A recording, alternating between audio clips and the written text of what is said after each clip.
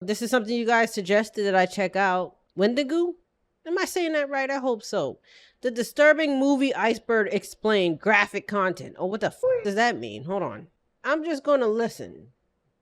I don't know how this is going to go. But here we are. Watching disturbing shit. The Internet Historian one was disturbing. Why not, right? Free me. I'm free. Wendigo. Oh. Oh boy. So I've always been a big fan of horror movies. You guys know that at this point. And with horror movies, it's natural that you kind of find yourself in the realm of like disturbing or gross out movies. So naturally, whenever I was looking for Icebergs to do for a video, I was looking for disturbing movies. And everyone I found had like The Conjuring midway down, and then I'd seen every movie on it. So I wasn't really interested until I found this. User Nice Guy Phil on Reddit has made this horrible creation. Oh, I want to see the human centipede. I know people are saying no, that's a no, don't even say that out loud, but I do. I see at the bottom there. I'm not watching that. No. See, all that shit at the very bottom of the deep gonna stay the fuck down there. But up top there, oh my god, I want to see the human centipede. No, security! Stuff like that. To put that into perspective, those are on tier 3 of 8. I didn't even know it could get this bad with a lot of these. And with no exaggeration, I have legitimately lost sleep over this research. I'm not saying that to make myself sound all cool and like, oh, look what I do for YouTube. I'm saying that to say, like, if you're sensitive about certain stuff, do not watch this. Yo, I still haven't had a good night's rest since the cave. My brain can't get that out of my mind. So here I go again, watching some shit that's gonna keep me up at night. I'm cool, I'm doing it for YouTube. I'm gonna try to like be very careful with my wording and just sort of imply some things rather than say them, as you know, being monetized is nice. Again, I won't be showing a lot of images. If this is your first time watching, then I'm sorry about that, but I can't show a lot of these images. Understand. I'm normally a bit better with like the editing and illustrations, but I've got to be really careful with a lot of this topic, especially as we get near the bottom of the list. You getting like there? Happy music and haha, I'm gonna make jokes throughout, or try to keep it lighthearted. But in all seriousness, if you are disturbed by heavy content, viewer discretion advised. Also, with a lot of the research for this Iceberg, especially the later entries, it's either illegal or I just really don't want to find the original subject matter. But thankfully there were a ton of people on YouTube who were a huge help to me, and a bunch of them were smaller creators. So at the end, I'm going to give them specific thanks, but for now I'll let you know that in the description are going to be the links to several smaller channels that helped me out in making this video. And if there's anything more specific you want to see about some of these topics, I'm sure that they've got a video on it. So I highly encourage you to check them out, as I literally couldn't do this without them. Also, you may notice that this is the first video I'm not wearing a dad shirt, and that is because I am wearing the first official Wendigoon merchandise. Link to it will be in the description. New to this.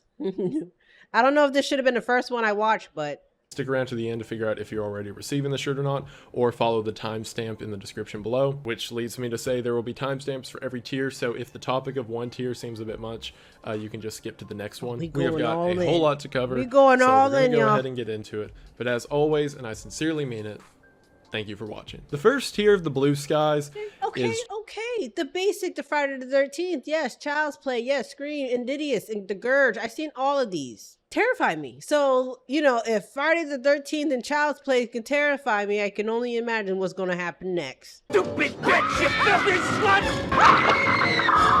The ring really fucked me up. Phone calls ringing.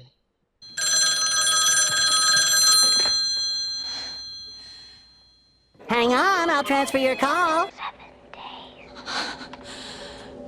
7 days. That's all she did is whisper 7 days. Anyway.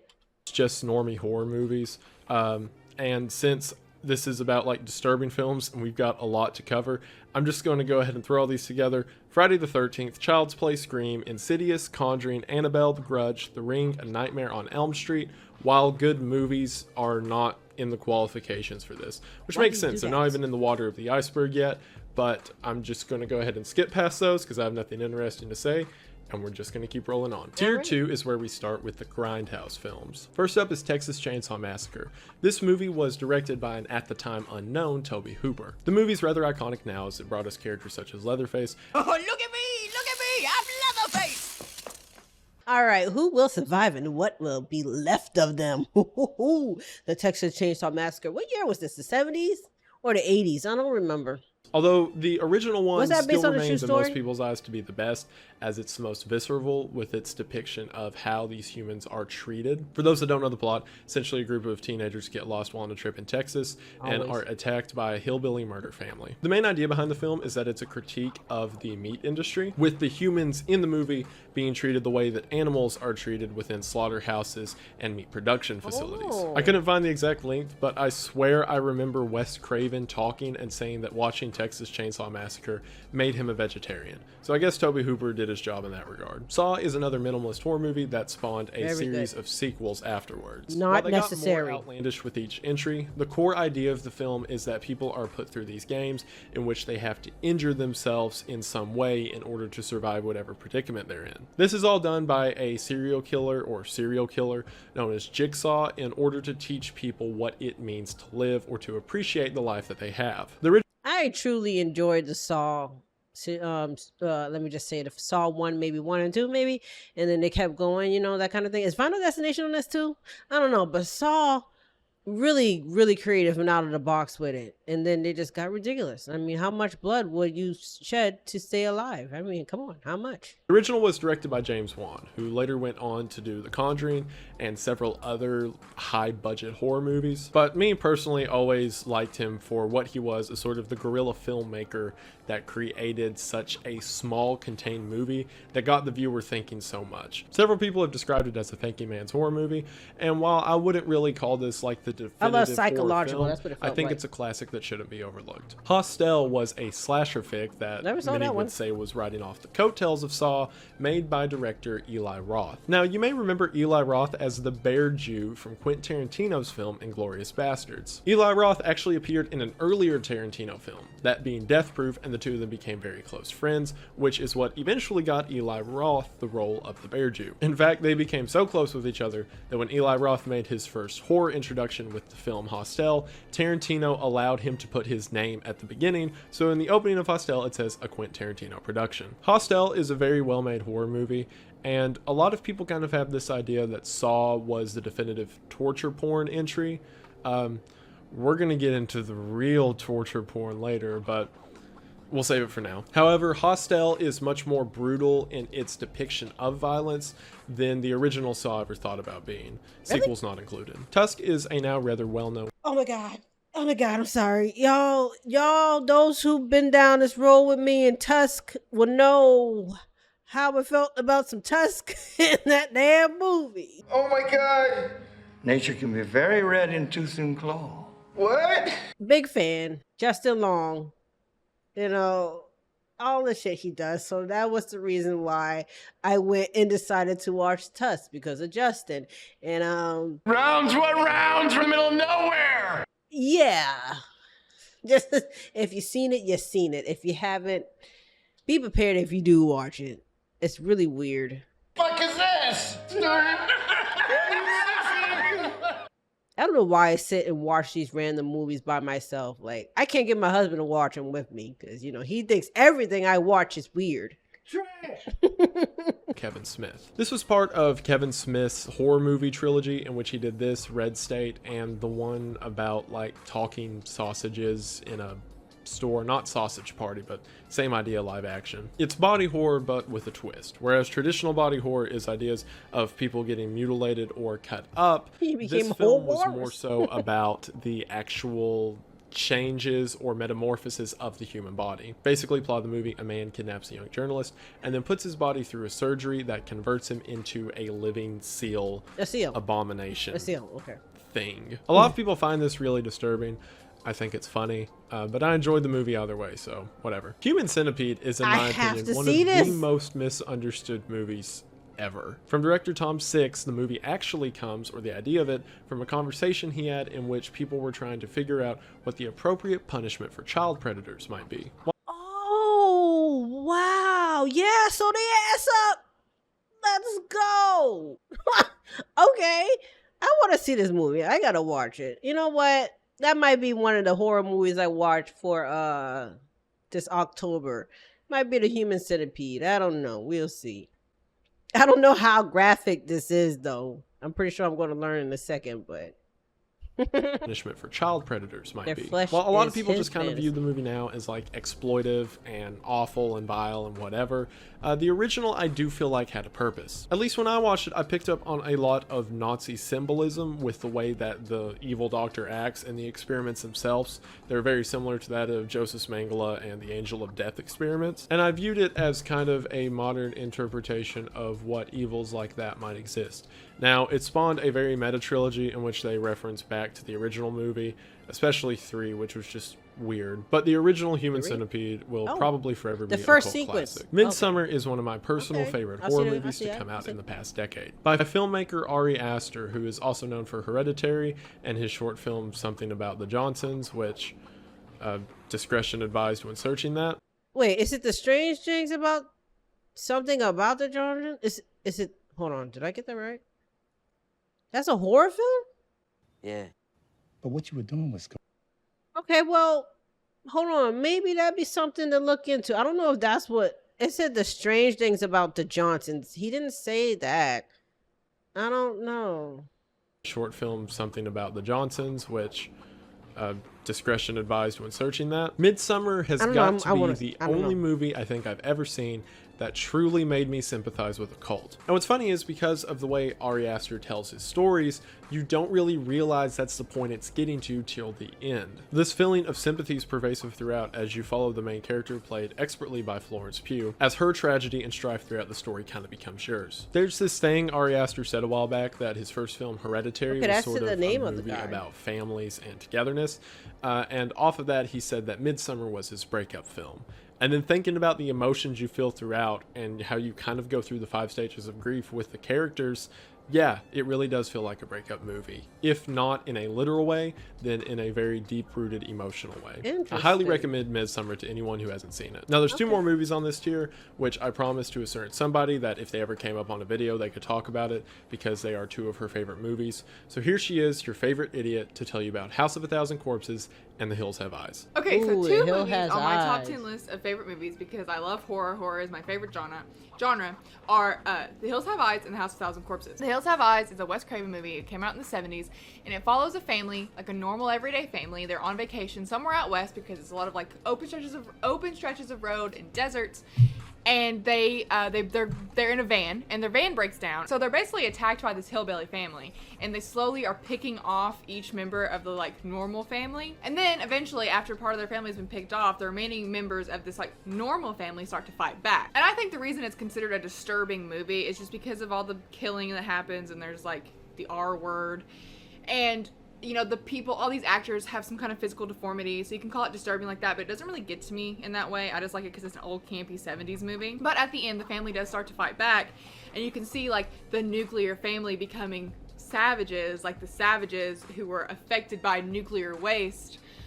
Ooh. Okay, so continuing on the same list of my favorite never horror seen movies, that. favorite movies at House all. of This a Thousand next movie is Corpses. probably like my top Rob 5 just Zombie? overall in general movie, and it is The House of a Thousand Corpses by Rob Zombie. Rob Zombie is unironically my favorite director just because I think he encompasses everything about horror that I love, like the campiness of the 80s, the practical effects, the really hilarious characters that he writes that there in no way could ever possibly be a real, like no real person would ever act like that. Like no real person could possibly be like that Why would you deranged. doing The that? entire movie feels like you're at a haunted house because I mean literally it opens up, they're at Captain Spaulding's haunted house, and that definitely adds to the whole disturbing feel of the movie, and that's how a lot of Rob Zombie movies are. That's definitely how the 2 sequels to House of a Thousand Corpses work. I guess if you're scared of people getting murdered or like torture movies, it's disturbing, but I mean like aren't all good horror movies disturbing in Yes. some way? Yes, indeed. But yeah. We are now on to tier 3, which is your sort of hardcore exploitation film. Now we're entering a territory I know nothing about. Iceberg I've ever seen that every single tier has a specific meaning to it. Like tier 2 we just did was grindhouse films, this one's exploitation films. Each tier is a specific genre or type of disturbing movie. I just wanted to mention that because I thought it was really cool and it made getting into this a whole lot cooler or dreadful because We'll get to it later. This tier is probably where most of the disturbing movies you've heard of on YouTube come from, but like I said, it's just 3 of 8, so yay. Salo, or 120 Days of Sodom, is based on the true story of what happened at the end of World War II in fascist Italy. Also, I should mention, this is the point where I'm going to quit recommending movies, because if you're the type of person to watch one of these movies, you either already know about it or I'm not going to be the one to tell you. The plot revolves around a group of essentially rich elites who realize that they're probably going to be killed by the time the war is over, so they decide to just let their cares go to the wind and spend the last days of the war in complete chaos sin and evilness. They do this by bringing 18 teens, 9 boys and 9 girls, to essentially a castle and then being horrible. While a lot of people just kind of view this movie as standard gore porn evil. Bro, oh my god. Okay, just the simple fact, why your last days on Earth, that's what you wanted to, oh, let me say, you at the end of the war, you were doing dirty anyway, so okay, it makes fucking sense. All right, not something I'm gonna watch because it's gonna probably just piss me off, because people like to piss me off, and that looks like one of them. Trust me, I get it. This does feel purposeful, at least especially compared to the stuff later in the list, as the purpose of it is to show the true effects of men, and specifically these real things that happen that a lot of people have just forgotten about. The film is structured as the 4 parts of Dante's Divine Comedy, and we see the slow dip from depravity into evil as it passes throughout the movie and mirrors that of ancient literature. That didn't stop, however, the movie from being banned in most countries, as well as several arrests made to producers and editors, and 3 weeks before the film came out, the director was murdered. So yeah, people didn't take too kindly to it. Martyrs is a tale of 2 women who are held in captivity for the majority of their younger life and later come to get revenge on those who wronged them. The movie is often hailed as being so disturbing by specifically the end scene, which involves someone having skin and then not having skin. Although there are scenes throughout of general violence and torture scenes. While a lot of people view this as your standard like gore exploitive stuff, I absolutely love Martyrs. It feels very reminiscent of the internet horror story that was floating around a few years back called Gateway to the Mind, but it's a very excellently done tale of redemption in my opinion, and it sort of weaves a mystery throughout of what's going on that by the end of the movie it ties a nice bow on it, and you're able to recognize everything that's just happened and some of the actions that take place before make sense.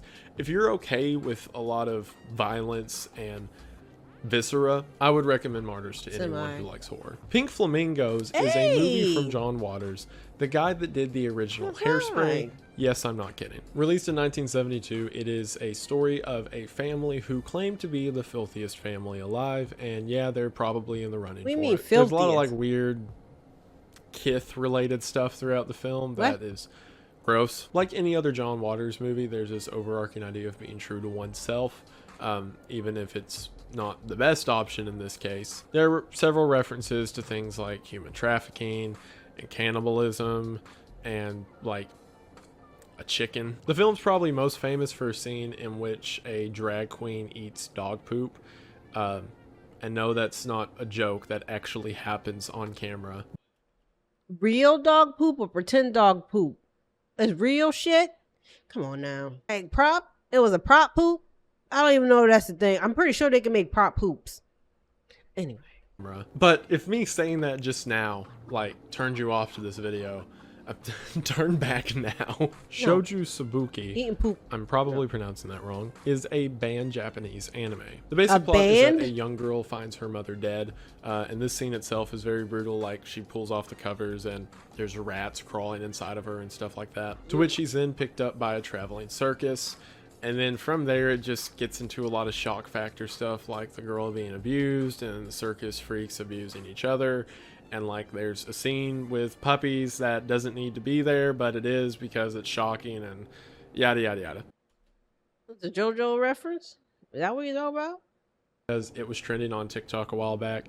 Like people were pointing at it as a sort of shock site type thing. But in my opinion, it's kind of just shocking for the sake of being shocking.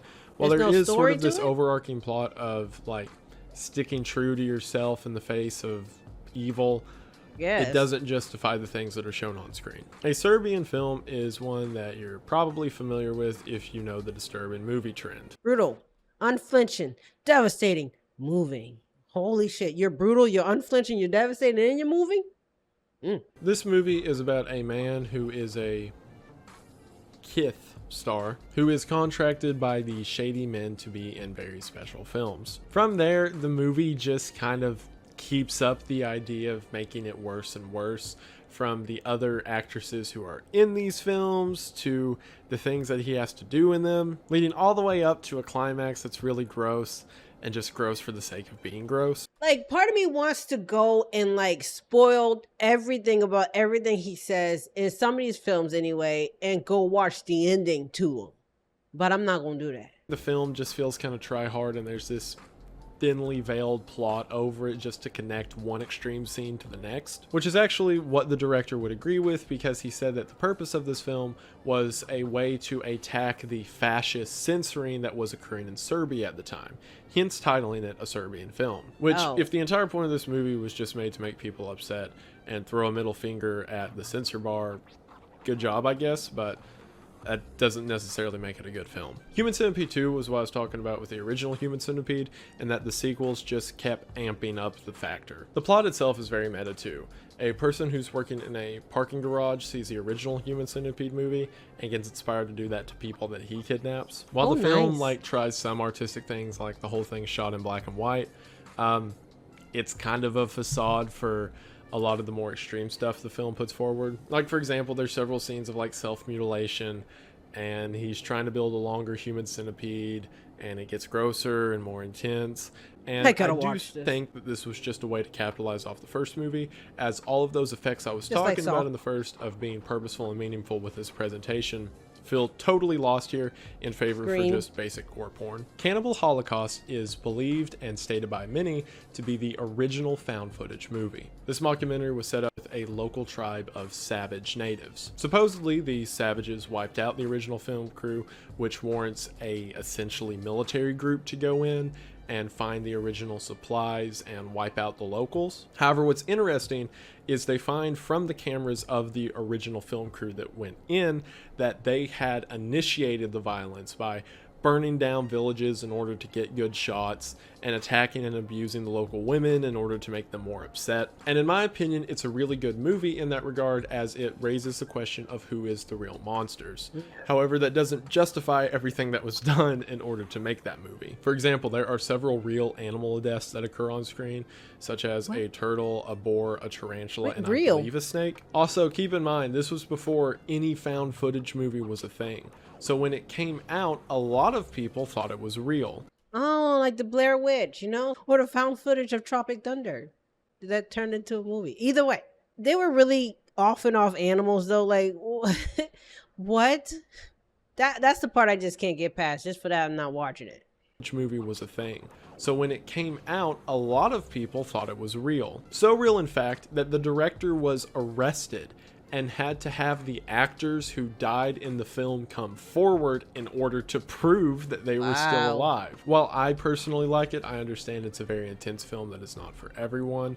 But if you want to see the original found footage horror movie, this would be the one to check out. The House That Jack Built is a Lars von Trier movie about a serial killer named Jack. The core plot of the movie is divided into 5 sections, with 5 separate incidents in which Jack is carrying out his serial killer rampage. With each one of these, Jack keeps getting better at the killings and more precise in how he handles it. As far as disturbing scenes go, most people point to the 3rd killing of the movie, in which he equates humans to deers and then goes hunting. However, The House That Jack Built is, in my opinion, a very well done film, and the symbolism of the house itself and the eventual lead into the plot of Dante's Inferno, I feel is very well done. And while disturbing, I also wouldn't call it the most disturbing of Lars von Trier's films. In my personal opinion, I would have replaced this on the list with something like Antichrist or maybe Nymphomania, as I feel those 2 films are more intense in the disturbing respect. The further down he goes, the more lost I am, but intrigued at the same time. Tetsuo the Iron Man is a body horror film from Japan, and in my opinion, one of the best I have ever seen. See, body horror now is just kind of recognized as like, let's see how much we can injure someone, and that's where body horror comes from. Okay. But for me, it's always been more what still defines a human as a human. I talked about it kind of in my Lighthouse video when I mentioned The Thing, but in movies like The Fly with Jeff Goldblum, whenever you see him as this amalgamation of body parts and you're trying to figure out if that's still a human or not. To me, that's what body horror should be more of. There's this really niche subgenre of body horror films known as melt movies. Melt movies are exactly that. People in the film are melted down, and the horror of it comes from when does that person stop being a person. You can kind of think of this as like the Blob remake and stuff like that, where the horror comes from the impossibility of the human form being broken down to such lengths. Tetsuo the Iron Man feels like a metal melt movie. The basic plot is this metal fetishist has a sort of disease in which random pieces of iron and metal are overtaking his body, and after a man hits him with his car, he begins to slowly infect the man with that same disease. Stop motion is used in order to do these amazing special effects for the time, in which these impossible shapes are coming out of this guy, and he's becoming more iron than human, and it's very well done, and I highly recommend you watch it. So everything that I mentioned in the past years has been movies that I've known about beforehand, and it's been like, yay, cool horror. This is where that stops. Tier 4 is mostly mock snuff. So yeah, for those that don't know, a snuff film is a movie that exhibits either real world murder or violent kith acts of some kind. That's what that means now. So this entire tier I got it. is movies that are trying to be that. Wow. But aren't. Probably. We're now dipping from movies that I have seen to things I've never heard of before making this. And I want to emphasize how thankful I am to the people in the description who had reviews and breakdowns of these films so that I didn't have to suffer myself. But just reading the descriptions and seeing screenshots from a lot of these movies was enough to do me in. I'm not going to get into a lot of the details as I can't. But again, if you're interested, check out descriptions below. And I'm going to do my best to not hurt you. Slaughtered Vomit Dolls is... Wait. Slaughter Vomit Dolls. Killer dolls that vomit? Maybe. To not hurt you. Slaughtered Vomit Dolls is the first in the Vomit Gore trilogy. Vomit Gore. Oh, okay. Wait, when you say vomit gore, do they mean to make me throw up, or are they constantly throwing up? It's just a 2 girls, 1 cup situation going on. That's horror. Shit, if you ever seen that video, don't go see that video. Don't go looking for it. Leave it alone. Don't do it. God, for the love of God, don't do it. Vomit Gore trilogy by Lucifer Valentine. Yep, there are 3 of these movies, and they're each just the worst. I am disgusted by vomit, personally. That and snot are things that I just don't want to interact with or look at. Yeah. And this entire trilogy is vomit just I can deal for with, snot I cannot. People with a vomit fetish. Okay. And also gore. It's just like intense mutilation, like people having pieces removed and taken off, and then other people throw up on it, and then that just keeps repeating itself. I have seen breakdowns of this movie, specifically John Joe Lyons reviews, talked about like the symbolism in it and how the entire trilogy is supposed to be a girl's walk through hell. And I'm not by any means saying people shouldn't be allowed to make this kind of thing just because it's not for me, but when I say it's not for me, I mean this is really not for me. There was one funny scene described in which a woman loses her arm and then someone else is trying to play the guitar with it, so that's fun, I guess. I'm just going to go ahead and get this trilogy over with because the other 2 movies are also on this tier, and I really don't want to talk about it anymore. The second movie in the trilogy, Regurgitated Sacrifice, is the same thing with people vomiting and blood and all that. There's a scene with an octopus where someone gets boop, and then an octopus gets put on. I really don't want to describe this for YouTube, but you just bear with me. It's There's been another replaced. scene where a tarantula goes in a place it shouldn't be. Yeah. And then finally the third. Oh, wait. When you say place, down south place? Is it down there, or is it a northern place? Is it up top, or is it down below? I mean, both are disturbing, but which Are you going to Canada or are you going to Mexico? I should. I. Mhm. Movie in the trilogy is known as Slow Torture Puke Chamber, which is somehow the most tame of all of the titles. This one's the same as the last two, only there's also like other bodily excrements, so Cups. diversity, I guess. And while yeah, Diversity. people say there's like artistic purpose to this, like I'm sorry, I don't really see it. If you enjoy it, then good on you.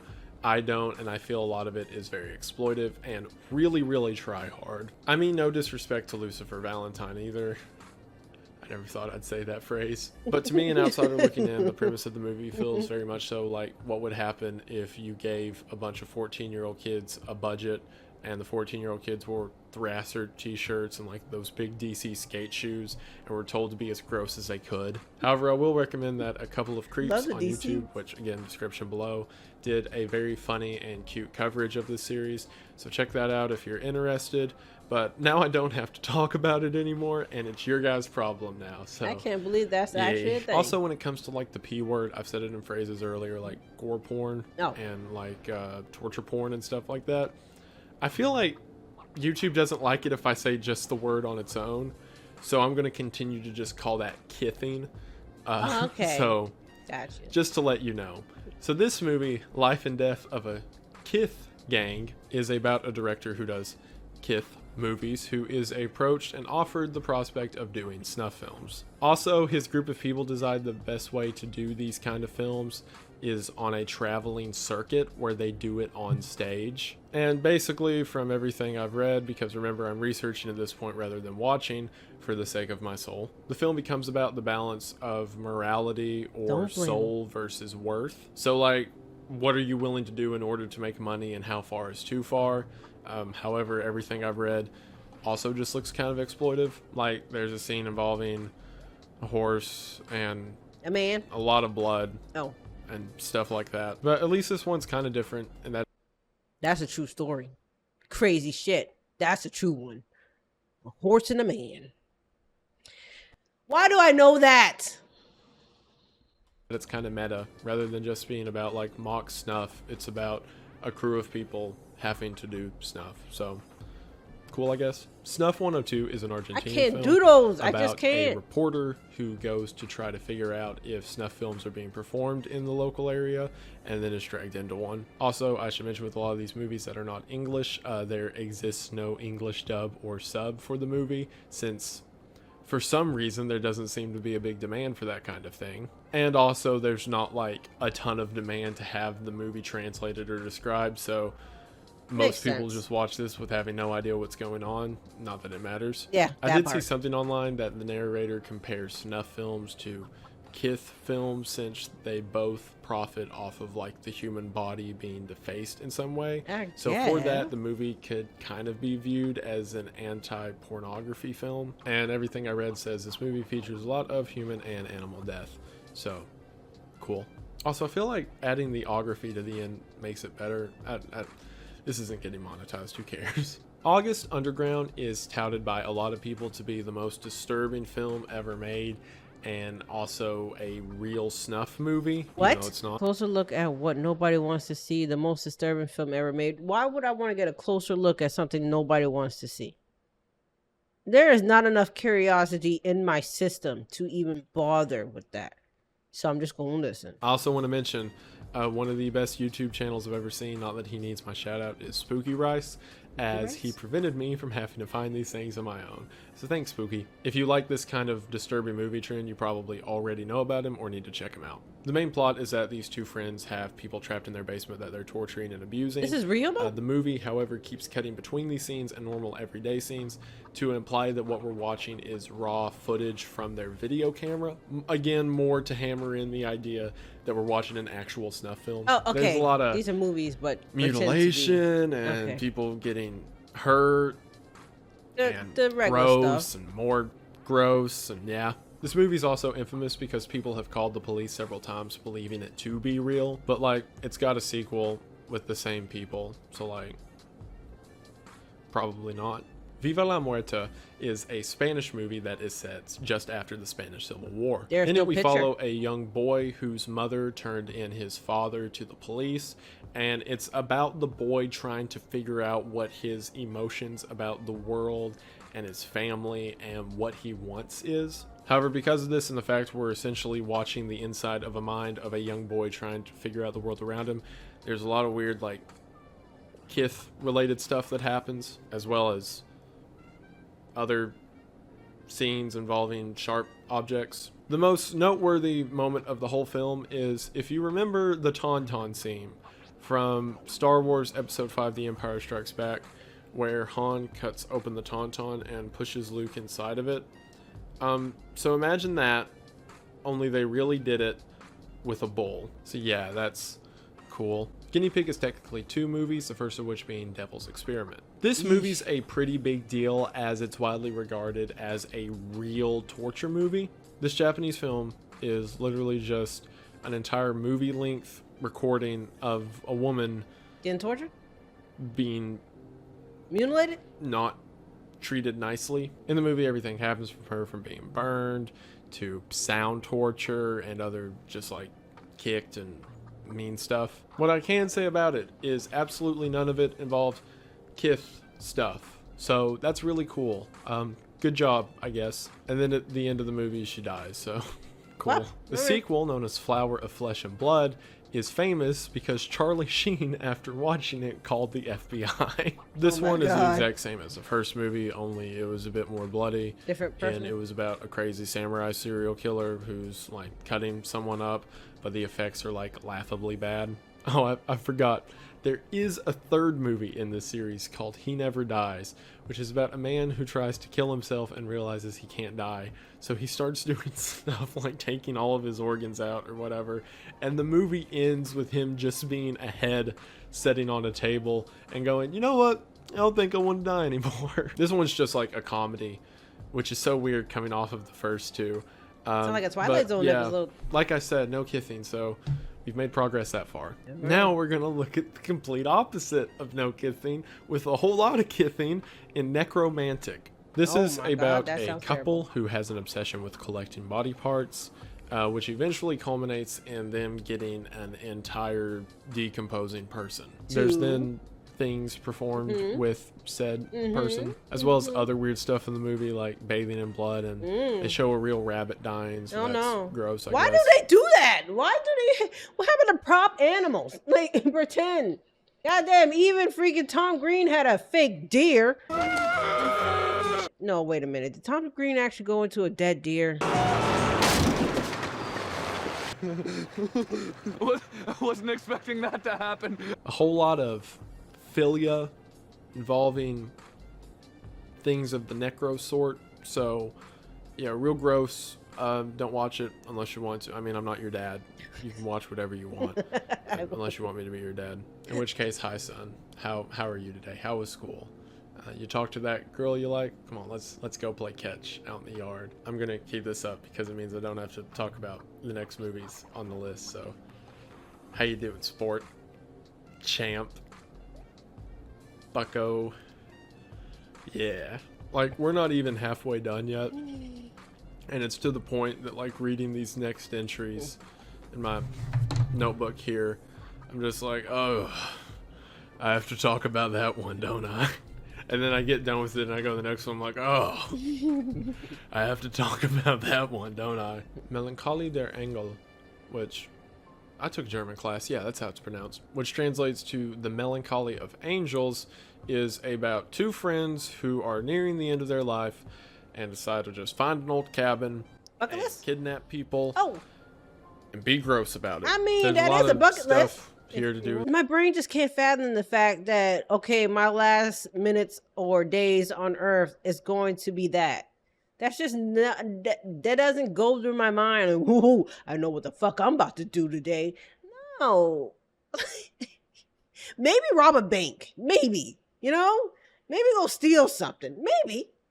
You're not harming anybody. You're just taking shit. Why you gotta steal people? What is funny, reading about it, is that there is scenes of animal death throughout the movie, and specifically there's scenes involving pigs and one scene involving a cat.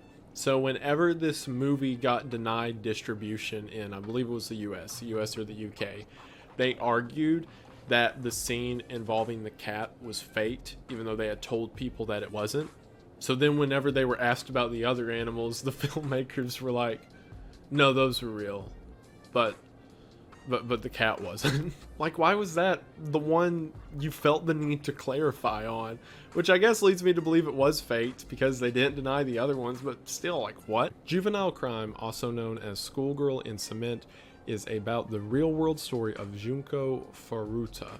Probably pronouncing that wrong. One day while on the way home from school, Junko was kidnapped by 4 local high school boys who were in the Yakuza. They then kidnapped her, locked her in their parents' basement, and did completely unspeakable things to her over the course of 44 days. While not to go into too much 44 detail, she days! was eventually found. She had been hurt to the point that her brain had decreased in size from lack of nutrition and injury. Other details of the story become increasingly frustrating.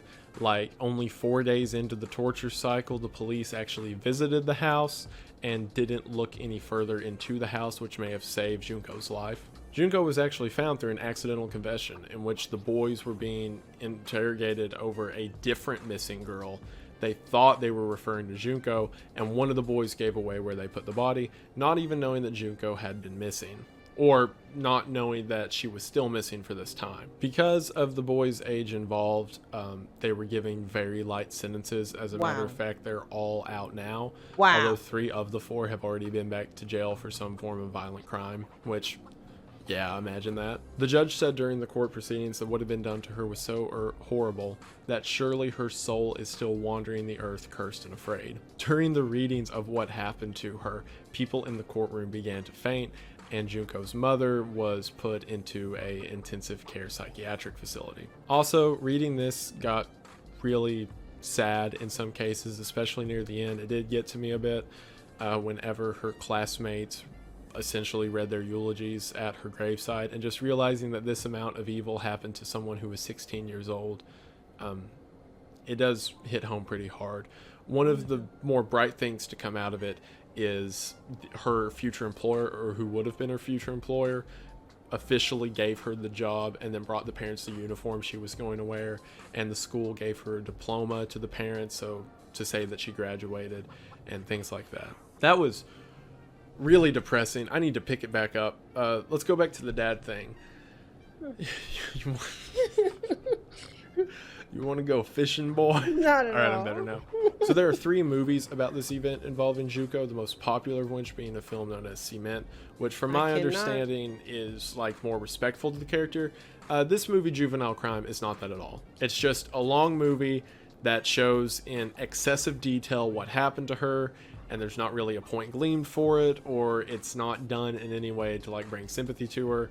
From all the reviews I read, it's just an exploitive movie of a real world tragedy that happened to this young girl. Oh my god. Oh my god. Okay. That's cool.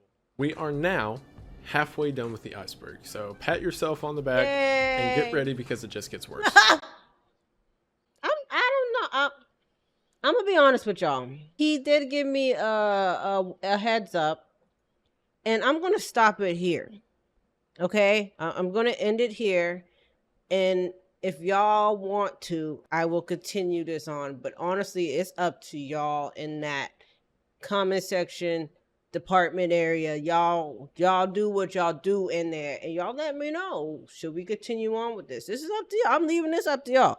He warned me. You know, he warned me. It was all lighthearted and fun at the beginning, but you know, the further down you go to in the iceberg, in the water, and the ocean gets dark and deep and horrifying. I mean, look what happened to the Titanic. It's trouble down there. So I understand it. Now let me know whether or not you guys want to see more of this.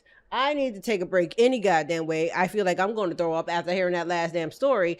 Yeah, Blaze Squad, I hope you guys enjoyed it. If you did, make sure you blaze the like button. If you want me to do more of this, please let me know down below. And I will see you guys in the next video.